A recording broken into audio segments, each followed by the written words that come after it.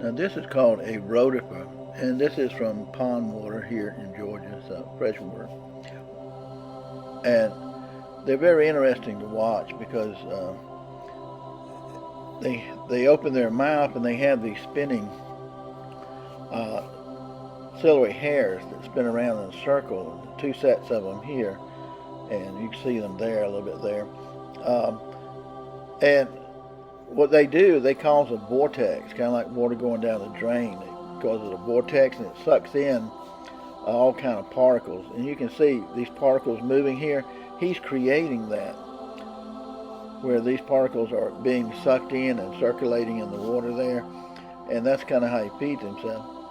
But what's interesting too about the rotifer is that you see that pulsating area behind the head. That's a contracting vacuole that a lot of these organisms have, and it's a water pump. It works a lot like the human heart in a way, but what it's doing is pumping water out of its body because these microorganisms are infiltrated with water, and they would just kind of expand like a balloon and explode. So this kind of equalizes the pressure by pumping it out. And so we find these are really interesting. Note the rotifer has a tail, and they can attach themselves to various things so they're not carried away by the current of the water and so forth.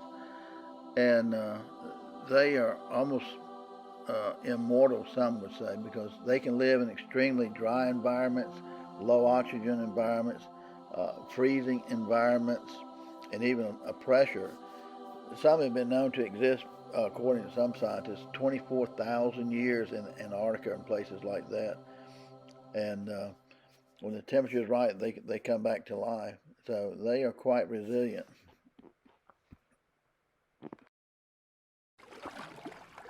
Now this is a Frontonia ciliate protozoan, and they are a single-celled organism.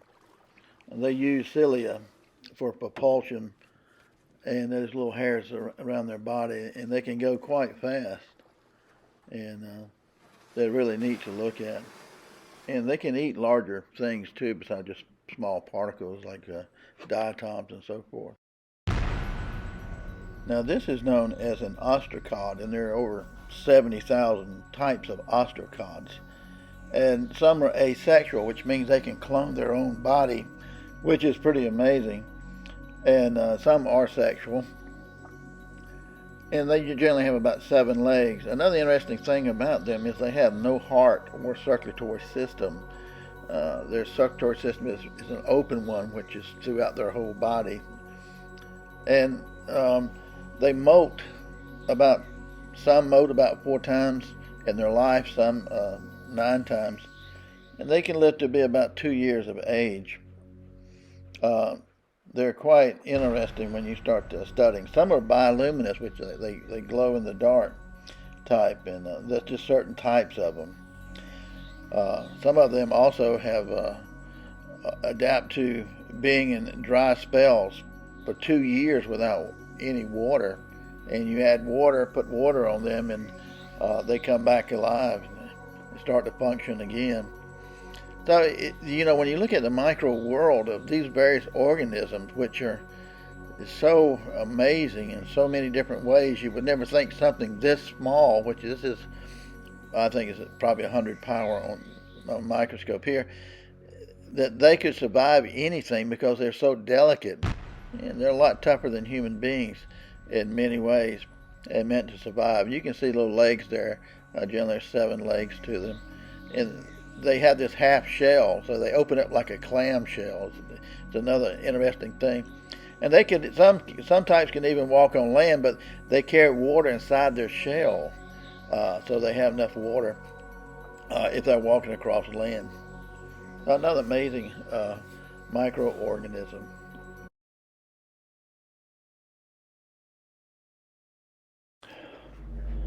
Now this one is one of my favorite, Frontonia atra. Frontonia atra. And these generally spin around, and we're looking at it 100 power. Now we're looking at it at I think 200 power here, 250 power. And you can see inside here, in the middle, you see that little movement by the orange there. There's a round spot right there in the middle. That's a contracting vacuole. And what it does, this is a single cell organism. So what it does, the water around it permeates through it and fills it up with water, and the pressure becomes too much. So the contracting vacuole pumps water out. It works like the heart does on the human as far as pumping blood around, except this pumps water out of the system. If you didn't have this pumping sensation here, the cell would just swell up with water and then rupture. And so a lot of these organisms have a contracting vacuole. Here we've gone to 2,000 power, I believe, on this one. So we're right at 2,000 power, and there's that orange spot right there, and right in the center, right above that, is that contracting vacuole. You see it contract again. And so this particular Frontonia is not doing very good because he's not moving. He's pretty much in one place right now. Something's going on with him. We'll perhaps see a rupture in his cell here. It's a single cell, but most of the time they're moving fast. We are now going to see this cell go into catastrophic failure for some reason or another. 11 o'clock position, in my view, you see a leakage there that starts. The cell membrane has ruptured on that side right there, and we're looking at it at about 200 power. Now we've gone to about 800 power, or 1,000, and we see this leakage right here at 11 o'clock position, and that's one of the worst things that can happen to a cell. You got cytoplasm, you got organelles, you got various parts, and even the food inside this single cell organism is leaking out here very quickly. And we see some movement there to the right, downward, at a 4 o'clock position, like on a clock. And we have leakage there, we have a blowout there. You can see that massive leakage there too. So at 4 o'clock and 11 o'clock position, we have this catastrophic failure of the cell membrane. I knew there's something wrong with this cell because it wasn't moving around. These things move around really quick.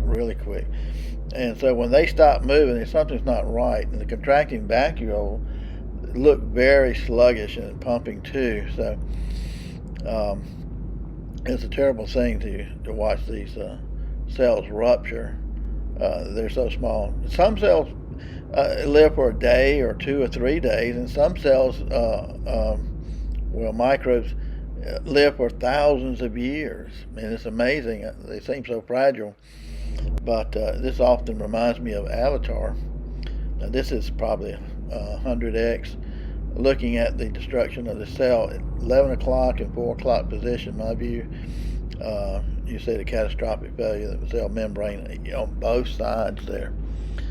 But like an Avatar, everything that dies feeds something else, and we are part of everything in the world, so to speak. And so, there's life everywhere, and certainly microbes here.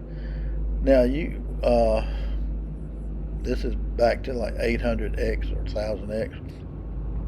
We're going to go to a 2000x. But if you look at the particles beside the membrane, now this would be at 2000x right here. And you see these particles here. But if you look at the cytoplasm and other particles outside the cell membrane, they jiggle. And I think that's the Brownian movement, what they call the Brownian movement. It causes this jiggle of those cells and so forth. But right there, where you see the orange, that was the contracting vacuole, was right there, which is no longer there. And so this is the way of life itself, and everything that lives. It has to have an end sometime. But it's always sad to watch a cell rupture to me.